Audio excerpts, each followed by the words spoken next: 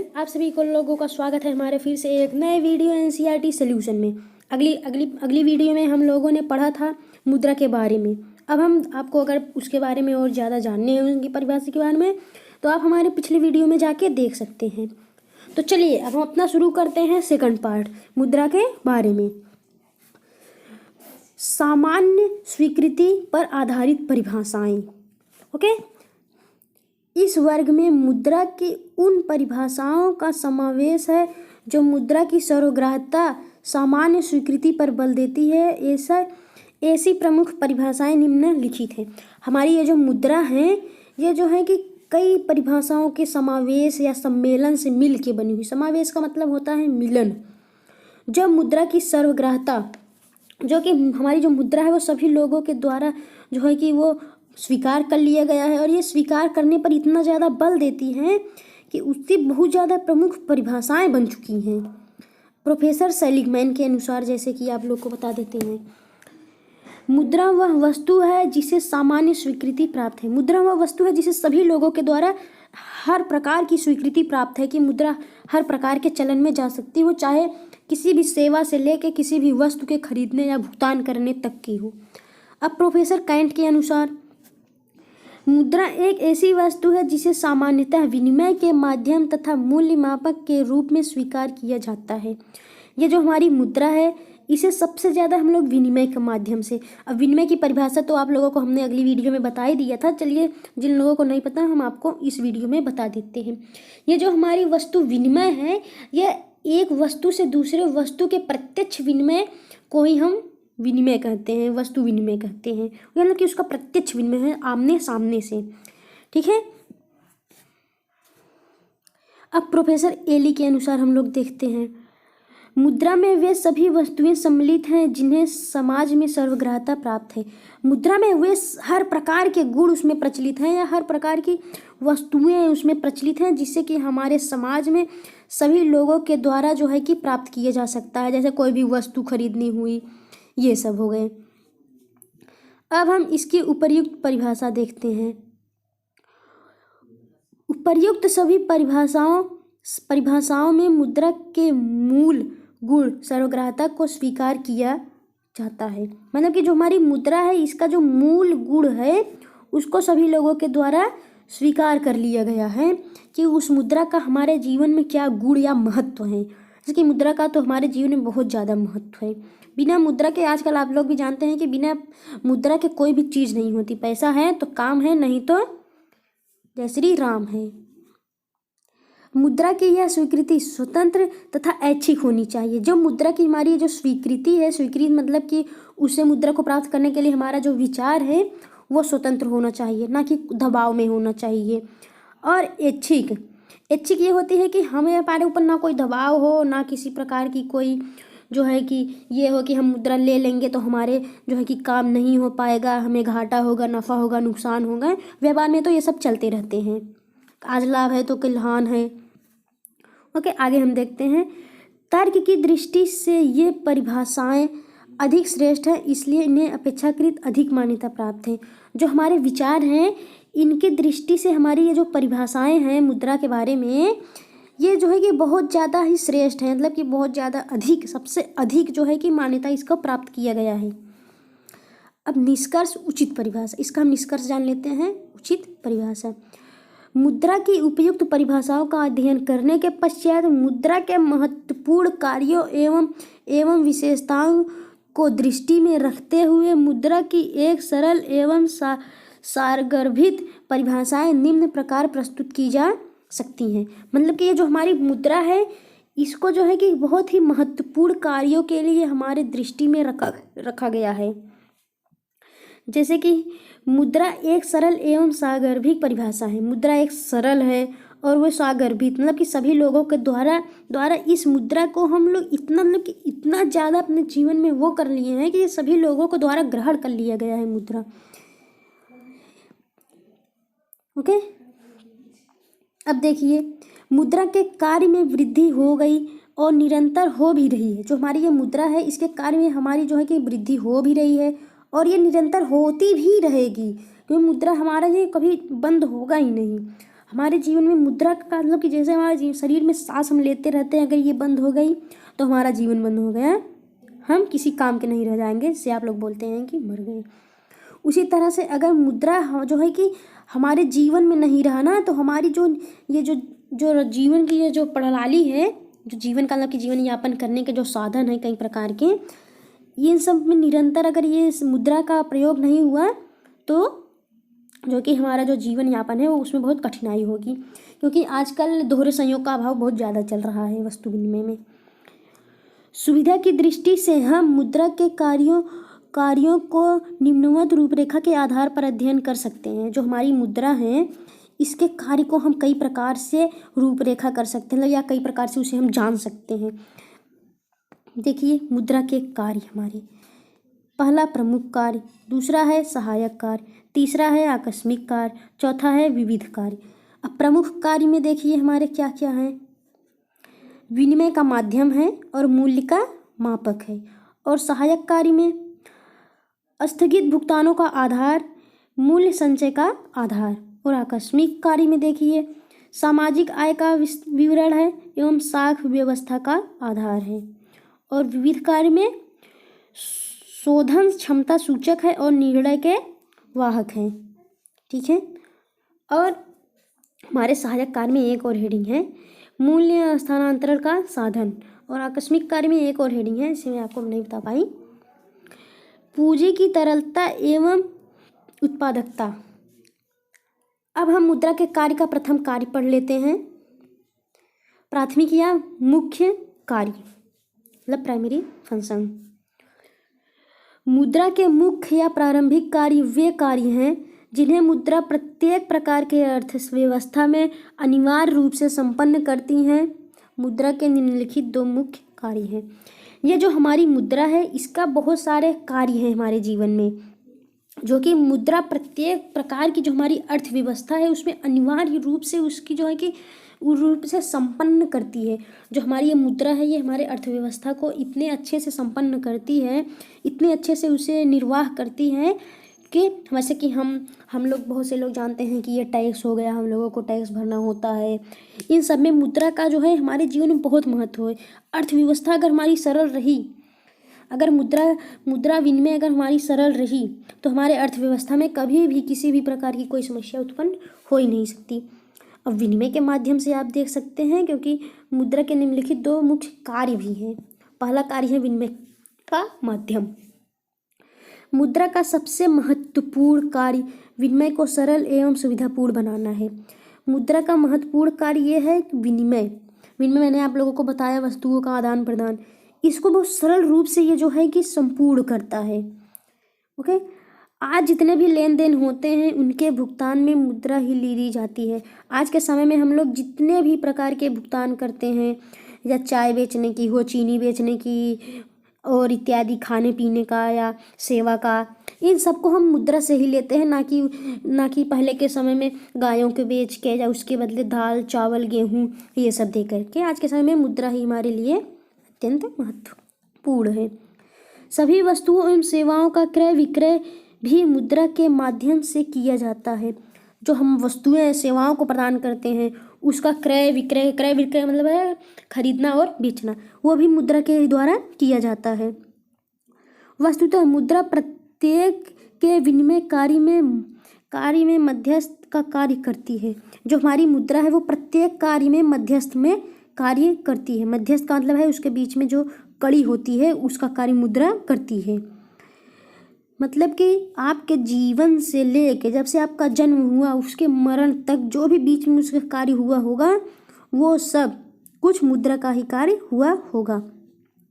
मुद्रा के इस कार्य ने वस्तु विनिमय प्रणाली एवं दोहरे संयोग की कठिनाई को दूर कर दिया है। मैंने आपको आगे बताया था ना, दोहरे संयोग की कठिनाई होती है, वस्तु विनिमय प्रणाली को कम कर दिया है। क्योंकि वस्तु विनिमय प्रणाली जो है कि हमारे प्रत्यक्ष विनिमय में होना चाहिए और ऐच्छिक होना चाहिए, ना कि उसमें कोई बंधन होना चाहिए। ठीक है। और दोहरे संयोग की कठिनाई, दोहरे संयोग का मतलब ये होता है कि आपके पास दाल है, हमारे पास चावल है, उसके पास दाल चावल दोनों पर्याप्त मात्रा में है, हमारे पास दाल पर्याप्त मात्रा में है, चावल नहीं, तो हम उसे दाल दे देंगे और चावल हमें लेना होगा। लेकिन उसके पास दोनों, जब उसके पास पर्याप्त मात्रा में है तो वहाँ पर हमारी ये जो दोहरा संयोग है ये मतलब कि इसमें कठिनाइयाँ बढ़ गई थी। अतः मुद्रा के बिना वर्तमान विनिमय व्यवस्था की कल्पना ही नहीं की जा सकती थी। मुद्रा के बिना हम अपने वर्तमान में जो विनिमय की व्यवस्था है इसकी हम कल्पना नहीं कर सकते थे। आगे देखिए, मूल्य मापक, मूल्य का मापक। मुद्रा का दूसरा महत्वपूर्ण कार्य वस्तुओं तथा सेवाओं का मूल्य मापना है। जो मुद्रा का दूसरा कार्य होता है ये जो है कि वस्तुओं सेवाओं का मूल्य मापन करता है। मतलब कि वस्तु सेवाओं को मूल्य से मापता है। किसी भी वस्तु या सेवा हो, किसी भी प्रकार की, जिस प्रकार भौतिक वस्तुओं का माप तौल अथवा लंबाई चौड़ाई आदि ग्राम लीटर तथा मीटर में मापे जाते हैं। जैसे कि जो भौतिक प्रकार की हैं, जैसे कि माप तौल लंबाई चौड़ाई, किसी चीज़ को आप खरीदेंगे तो उसको माप लेंगे। इसके अगर चीनी खरीदेंगे तो उसको तौलेंगे, घर खरीदेंगे तो बोलेंगे उसकी लंबाई कितनी है चौड़ाई कितनी है, और अगर द्रव में खरीदेंगे तो बोलेंगे इतना लीटर चाहिए, और अगर कपड़े खरीदेंगे तो बोलेंगे कि मुझे 3 मीटर में चाहिए 5 मीटर में चाहिए, इन सब में। उसी प्रकार सभी वस्तुओं और सेवाओं का मूल्यांकन मुद्रा के मापदंड द्वारा ही किया जाता है।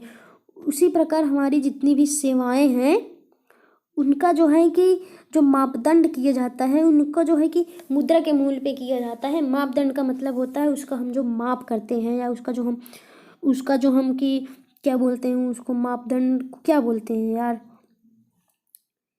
मतलब कि उसे एक कड़ी के रूप में प्रयोग करते हैं मुद्रा को हम। मूल्य मापक के रूप में मुद्रा ने आर्थिक हिसाब को बहुत सरल बना लिया है। ये जो हमारी मुद्रा है ये हमारे जीवन को इतना सरल बना दिया है हिसाब करने के लिए कि आप लोग सोच भी नहीं सकते कि मुद्रा कब आई और कब चली गई। मुद्रा हमारे पानी की तरह है, आज है तो कल है, वो बहता रहता है हमेशा। प्रत्येक वस्तु एवं सेवा का मूल्य आंकने के पश्चात मुद्रा विभिन्न वस्तुओं और सेवाओं के बीच विनिमय अनुपात निर्धारित करती है।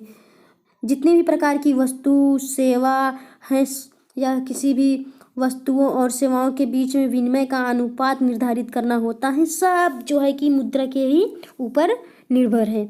सत्य तो यह है कि वर्तमान समय में सूची क्रम की व्यवस्था का आधार ही मुद्रा है। जो हमारा सच बात तो यही है कि जो हमारा ये जीवन है वर्तमान जीवन, इसमें जितने भी क्रय विक्रय व्यवस्थाएं सब प्रचलित हैं ये सब हमारी मुद्रा पर ही टिकी हुई हैं।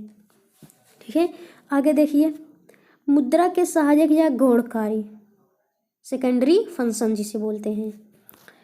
मुद्रा के सहायक कार्य वे होते हैं जो प्राथमिक कार्यों को संपन्न करने में सहायता करते हैं। मुद्रा का मतलब कि सहायक कार्य वे होते हैं जो प्राथमिक कार्यों को संपन्न करने के लिए सहायक होते हैं। जैसे जैसे अर्थव्यवस्था का विकास होता जाता है वैसे वैसे मुद्रा के इन कार्यों में महत्व बढ़ता जाता है। जैसे जैसे हमारे जीवन में अर्थव्यवस्था यानी इकोनॉमिक्स का विकास होगा वैसे वैसे ये जो मुद्रा है इनका हमारे जीवन में महत्व बढ़ता चला जाता है, इनका कार्य बढ़ता चला जाता है। ऐसे कार्य निम्नलिखित हैं। आगे देखिए, जैसे कि स्थगित भुगतान के आधार पर केवल मुद्रा ही एक वस्तु है जिसके रूप में भविष्य में होने वाली इस प्रकार के भुगतानों का हिसाब इस प्रकार से रखा जा सकता है कि ऋणी या ऋणदाता दोनों को हानि न हो। केवल मुद्रा ही एक ऐसी वस्तु है मतलब जो हमारे आगे आने वाले भविष्य में किसी भी प्रकार का अगर हमें हिसाब करना हुआ भुगतान करना हुआ तो उसमें इस प्रकार से रखा जाता है जैसे कि ऋणी या ऋणदाता दोनों को हानि नहीं होती। क्योंकि मान लीजिए आज आपने किसी से 1000 रुपये उधार लिया है तो आगे आने वाले भविष्य में वही मुद्रा आपके काम आएगी उनका कर्जा लुटाने मतलब कि चुकाने के लिए। इस कार्य के लिए मुद्रा सर्वाधिक उपयुक्त आधार है क्योंकि अन्य वस्तुओं की अपेक्षा मुद्रा का मूल्य अधिक स्थिर होता है जो है। क्योंकि हर प्रकार की वस्तुओं जो हैं उनमें जो है कि सबसे ज़्यादा हम लोग हर वस्तुओं की अपेक्षा में सबसे ज़्यादा हम मुद्रा को ही चाहेंगे क्योंकि वस्तुएं ज़्यादा टिकाऊ होती नहीं है, मुद्रा टिकाऊ होती हैं। इसमें टिकाऊपन भी अधिक होता है। देखिए यहाँ पर टिकाऊ दे दिया कि नहीं, क्योंकि टिकाऊपन का मतलब ये होता है अगर आप मान लीजिए 1 कुंतल आलू खरीद के रख लेंगे तो आपका आलू कभी ना कभी सड़ ही जाएगा, और अगर आप मुद्रा लेके रखे रहेंगे तो मुद्रा तो आपका हमेशा टिकाऊपन रहेगा। तथा इसमें सामान्यतः स्वीकृति या गुण भी पाया जाता है। इसमें स्वीकृति भी रहती है और इसके गुण भी रहते हैं। स्वीकृति का मतलब ये होता है कि हाँ, आपको इतने रुपए चाहिए तो आपको स्वीकार है, किसी को देना हो तो आप बोल सकते हैं। और गुण ये हो गए तो वो कभी नाशवान नहीं होंगे। मुद्रा के इस गुण के कारण ही विशाल मात्रा में ऋण अथवा साख का आधार पर कार्य किए जाते हैं। मुद्रा के इन्हीं गुणों के आधार पर जो हमारी विशाल मात्रा में जो ऋण होते हैं, साख के आधार पर होते हैं या किसी भी प्रकार के आधार पर होते हैं, उन सभी को हम जो है कि मुद्रा के ही रूप से जानते हैं। आगे देखिए, मूल्य संचय का आधार, base for store of value. वस्तु विनिमय प्रणाली में भविष्य के लिए बचत करना असंभव था, क्योंकि वस्तुओं की दीर्घकाल तथा संचित करने नहीं रखा जा सकता, संचित करके। क्योंकि जब वस्तु विनिमय प्रणाली थी, इसमें भविष्य के लिए हम बचत नहीं कर सकते थे, क्योंकि वस्तु विनिमय प्रणाली में आप जो है कि एक वस्तु के बदले दूसरी वस्तु खरीदते थे। गेहूं या चावल के बदले ये 1 साल चलेंगी, 2 साल चलेंगी, 3 साल चलेंगी, इसके बाद नाशवान हो जाएंगी, और इसके लिए आप भविष्य में आप कभी भी बचत नहीं कर सकते। और आज के समय में आज के समय में आप लोग तो जानते ही हैं, चलिए आगे बताते हैं आपको। किंतु मुद्रा के प्रचलन से मूल्य संचय का कार्य अत्यंत सरल एवं सुविधापूर्ण हो गया है। जो हमारी मुद्रा है, इसकी वजह से हमारे जो है कि आगे आने वाले भविष्य में हम बचत भी कर सकते हैं, क्योंकि मुद्रा तो टिकाऊ होती हैं, इसमें किसी भी प्रकार का क्षय नहीं हो सकता। ये जो है कि टिकाऊपन होती हैं, चलन में रहती हैं। मुद्रा टिकाऊ और अक्षयशील होती हैं और कम से कम स्थान घेरती हैं। मुद्रा कम स्थान घेरेंगी। अगर आप 2 कुंतल गेहूँ खरीदेंगे तो आपका पूरा एक कोना घेर लेंगी। मान लीजिए घर में है तो ज़्यादा नहीं तो वो एक अलमारी कितना तो घेरेंगी ही। और लेकिन जो हमारा पैसा है, मान लीजिए आपकी गेहूँ 4000 के हैं तो आपका केवल 2 नोट हो जाएंगे, 2 हो जाएंगे, वो स्थान नहीं घेरती हैं। मुद्रा के रूप में संचय करना इसलिए भी उचित है क्योंकि इस पर ब्याज भी कमाया जा सकता है। और हम मुद्रा का एक और प्रकार से इसका जो है कि हम संचय कर सकते हैं, इस पर हम ब्याज भी कमा सकते हैं। मान लीजिए हमने किसी को पैसा ब्याज के दर पे दे दिया, तो हम उससे अगर बोलेंगे कि हमें 2 साल पैसा चाहिए तो वो ब्याज सहित हमको लौटा भी देगा। मान लीजिए ब्याज सहित वो हमको, मान लीजिए अगर हम किसी को 4 रुपये देते हैं तो बोलेंगे कि तुम हमें ब्याज से लौटा देना, तो 2 साल बाद हमको 6 रुपये लौटा देंगे। मुद्रा के इसी कार्य ने बैंकिंग प्रणाली को जन्म दिया और पूंजी निर्माण को संभव भी बना दिया है। ये जो हमारी मुद्रा है, ये जो ब्याज है, ये ब्याज का जन्म ही हमारे इस बैंक प्रणाली से हो गया, क्योंकि अगर ब्याज हम नहीं लेते तो हमारी बैंक प्रणाली का जन्म ही नहीं होता। क्योंकि आजकल देखते हैं आप लोग बैंक में पैसे जमा करते हैं तो उसे ब्याज पे जमा करते हैं। बैंक आपको जो है कि 2% के ब्याज पे, 3% के ब्याज पे वो देगा, तो घर पे पैसे ना रख के आप उसको बैंक में रख सकते हैं जिस पे आपको ब्याज मिलेगी। क्या मुद्रा के 4 ही कार्य हैं? क्या आपको पता है मुद्रा के केवल 4 ही कार्य होते हैं? मुद्रा के उपर्युक्त 4 कार्य बहुत ही महत्वपूर्ण है, जिसमें कुछ विद्वानों को प्रमुखता दी गई। कहा जाता है कि मुद्रा के हैं कार्य 4: माध्यम, मापन, संचय, आधार। मतलब कि माध्यम, मुद्रा माध्यम है किसी वस्तु को खरीदने के लिए। इसका एक माप होता है। माप मतलब कि आपको कितनी मात्रा में ले जा सकते हैं। संचय करना मतलब कि आप उसे कितना ज़्यादा ले सकते हैं, उसका कितना आप लोग ग्रहण कर सकते हैं। आधार, किसी वस्तुओं को खरीदने के लिए इसको हम कितना आधार मान सकते हैं। यद्यपि उपर्युक्त 4 कार्य ही मुद्रा के विशेष महत्वपूर्ण कार्य हैं, किंतु शेष कार्य इन चारों से किसी न किसी प्रकार जुड़े हुए हैं। क्योंकि हमारे ये जो कार्य हैं, ये मुद्रा के महत्वपूर्ण कार्यों में से किसी न किसी प्रकार से जुड़े हुए हैं और आधुनिक अर्थव्यवस्था में इनका भी महत्व बढ़ता जाता है और इनका अध्ययन भी परमावश्यक हो गया है। जो हमारे 4 कार्य हैं, इनका जो हमारी आधुनिक अर्थव्यवस्था है, इसमें बहुत ज़्यादा इनका जो है कि हम लोग अध्ययन करते हैं। इनका अध्ययन करना हमारे लिए इतना आवश्यक हो गया है कि हम इसके बिना रह ही नहीं सकते। मूल्य स्थानांतरण का साधन, ट्रांसफर ऑफ वैल्यू। आधुनिक समय में विनिमय का क्षेत्र बहुत व्यापक हो गया है। आधुनिक समय में जो विनिमय का क्षेत्र बहुत ज़्यादा बढ़ गया है। व्यापक का मतलब बढ़ा, मतलब फैलना। शीघ्रता एवं वहनीयता के कारण मुद्रा के द्वारा चल तथा अचल सभी प्रकार की संपत्ति को सरल से हस्तांतरण हो सकता है। जो हमारा विनिमय का क्षेत्र है ये बहुत ही ज़्यादा मतलब कि व्यापक हो गया है। जैसे कि सर्वग्राहता एवं वहनीयता के अनुसार सभी लोगों के द्वारा, जैसे कि आपकी मान लीजिए 4 किलोमीटर यहाँ से, मान लीजिए हमारे यहाँ तो बदलापुर है, मान लीजिए आपके बदलापुर में आपका एक मकान है और आप रहते हैं जौनपुर में, और हमारा मकान जो है कि जौनपुर में एक है और जौनपुर का रहने वाला जो दूसरा व्यक्ति है उसका मकान बदलापुर में है।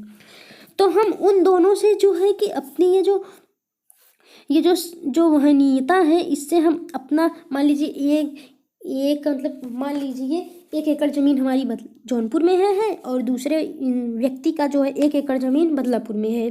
तो हम लोग ज़्यादा दूर न जाके अपनी ज़मीनों का एक्सचेंज कर सकते हैं, मतलब कि उनका विनिमय कर सकते हैं, ताकि उनको भी आसानी हो जाए और हमें भी आसानी हो जाए। आगे चलते हैं। उदाहरण के लिए देखिए यहाँ पे उदाहरण भी दिया है। यदि कोई व्यक्ति अयोध्या छोड़कर दिल्ली बसना चाहता है तो वह अयोध्या में स्थित जमीन, मकान तथा अन्य सारी संपत्ति मुद्रा को बेचकर दिल्ली में नई संपत्ति खरीद सकता है। जैसे कि आप मान लीजिए अगर मुंबई में रहते हैं तो आप मुंबई का अपना मकान बेच देंगे, आपको जितना पैसा मिलेगा उससे आप मान लीजिए आप बेंगलोर जाएंगे तो उसी पैसे से आप वहाँ पर भी एक अपने रहने का मकान खरीद सकते हैं। मुद्रा के इसी कार्य के कारण आर्थिक जीवन को गति तथा आर्थिक विकास को व्यापक प्रोत्साहन मिला है। मुद्रा का ये जो कार्य है इससे हमारे आर्थिक जीवन में इतनी गति मिली है, इतनी आर्थिक विकास हो गया है और इतना उससे व्यापक प्रोत्साहन मिला है। मुद्रा से हम लोगों को इतना प्रोत्साहन मिला है कि हम लोग कुछ भी कर सकते हैं। आज के समय में हम यूएस में भी जाके रूम ले सकते हैं या एक मकान ले सकते हैं अपना। आगे चलिए देखते हैं आकस्मिक कार्य। प्रोफेसर किनले ने मुद्रा के आकस्मिक कार्यों का उल्लेख किया है। मुद्रा के आकस्मिक कार्यों से आशय उन कार्यों से हैं जो मुद्रा कुछ विशेष परिस्थितियों में ही संपन्न करती हैं। मुद्रा का ये जो आकस्मिक आशय है, कार्य है, ये जो है कि जिन्हें मुद्रा कुछ विशेष परिस्थिति में, जैसे कि विशेष परिस्थितियों का मतलब होता है कोई दुर्घटना हो गई या आप दिवालिया हो गए, इन सब में मुद्रा का सबसे ज़्यादा महत्व रहता है। जैसे कि आर्थिक जीवन की उन्नति होती है, इन कार्यों में महत्व बढ़ता है। ठीक है, आगे देखिए। ये कार्य निम्नलिखित होते हैं, जैसे सामाजिक आय का वितरण। ठीक है, किसी देश में जितना उत्पादन होता है उसमें भूमि, श्रम, पूंजी तथा साहस का सहयोग होता है। किसी भी देश में हो, आप जितना भी उत्पादन करेंगे उसमें भूमि लगेगी आपको कुछ उगाने के लिए, श्रम लगेगा, इसमें मतलब कि व्यक्ति होंगे, पूंजी तो उसमें लगना ही लगना है, और उसमें साहस होना अत्यंत आवश्यक है। क्योंकि अगर आपके पास साहस एवं सहयोग नहीं होगा, साहस का अगर सहयोग नहीं होगा तो आप कुछ भी नहीं कर सकते हैं। अतः वर्ग को उनके सहयोग का उचित प्रतिफल मिलना चाहिए, और उनके जो वर्ग होंगे उनका सहयोग जो है उनका जो है उचित उनका प्रतिफल मिलना चाहिए। उसमें उनका जितना लाभ हुआ है उतना तो उनको देना ही चाहिए। मुद्रा में न केवल समस्त राष्ट्रीय आय का अनुमान लगाया जाता है बल्कि प्रत्येक वर्ग को उनके योगदान के अनुपात में भुगतान भी मुद्रा में ही दिया जाता है। जो हमारे खेतों में लोग जो कार्य करते हैं, हमारे भूमि के लिए जो उत्पादन वे लोग करते हैं, उनमें हम उन लोगों का बहुत ज़्यादा योगदान होता है, और हम लोग उनके इस योगदान को उनका जो योगदान है उसको हम भुगतान करते हैं, और भुगतान के रूप में हम उनको मुद्रा देते हैं, जिससे कि वे भी खुश और हम भी खुश। अब साख के आधार पर देख लेते हैं। Base of credit. बैंकों तथा अन्य वित्तीय संस्थाओं का व्यवसाय साख के आधार पर ही चलता है। जो बैंक हैं इनका ज़्यादातर व्यवसाय जो है साख के आधार पर ही चलते हैं, जैसे चेक तथा साख का सृजन बैंकों को जमा राशि का आधार पर किया जाता है, जो मुद्रा के रूप में होती हैं। जमा राशि का कारण ही ग्राहकों को बैंक में विश्वास बना रहता है। मतलब कि ये जो लोग बैंकों में अपनी अपनी राशियाँ या पैसे या पूंजी जमा करते हैं, ये लोग मुद्रा के रूप में जमा करते हैं, ना कि जमीन के रूप में जमा करते हैं, मुद्रा ही। और जो बैंक है उसमें इनको लोगों का इतना विश्वास बना रहता है कि अगर हम अपनी पूंजी इसमें लगा देंगे तो हमें कभी भी नुकसान नहीं होगा। आगे आइए देखते हैं।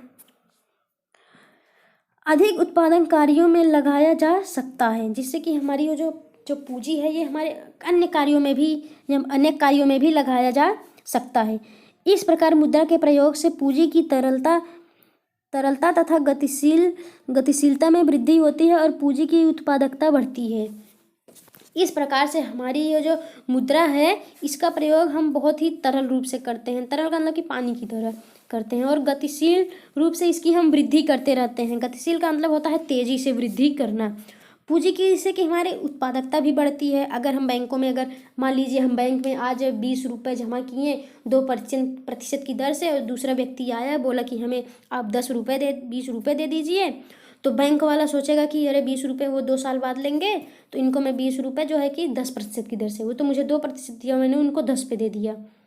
चलिए आगे देखते हैं। अब विविध कार्य देख लेते हैं।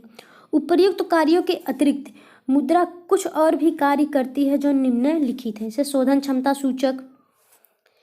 किसी फर्म या व्यक्ति के पास मुद्रा रूपी तरल संपत्ति उसकी शोधन क्षमता की सूचक होती है। मतलब कि कोई फर्म है, उसमें जो व्यक्ति के पास उनकी जो मुद्रा होती है वो उनके लिए शोधन का कार्य करती हैं। ठीक है, आगे देखते हैं। मुद्रा के अभाव में ऋणी अपने पास अनेक साधन होते हुए भी अपने ऋणों का भुगतान करने में असमर्थ होता है। मुद्रा के होने के बावजूद भी जो ऋणी होता है वो जो है कि उनके पास अनेकों प्रकार के साधन या व्यवस्थाएं या सेवाएं हैं, लेकिन वे फिर भी उन ऋणों का भुगतान नहीं कर सकते, क्योंकि वो असमर्थ हो जाते हैं। उनको इतनी वो इनके अंदर क्षमता खत्म हो जाती है कि वो उसका भुगतान कर ही नहीं सकते। उन पर इतना ज़्यादा कर्ज हो जाता है, मतलब कर्जा हो जाता है।